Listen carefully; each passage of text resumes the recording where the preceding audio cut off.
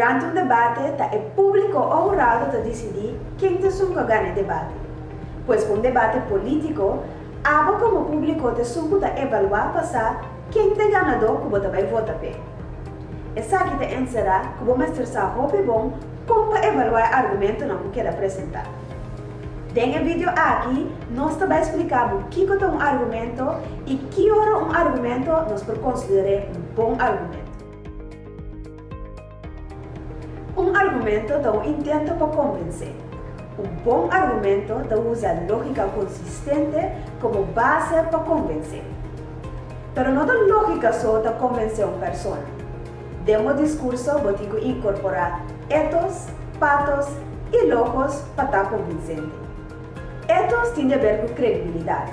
A audiência mestre confia que você sabe que você pode dizer e que você é moralmente correto.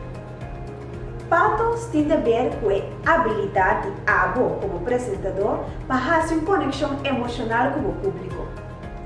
Logos está com bom para usar lógica para definir o que é o problema, o que é a causa e seriedade do problema, mas também o que é o plano que você apresentar e a consequência dessa.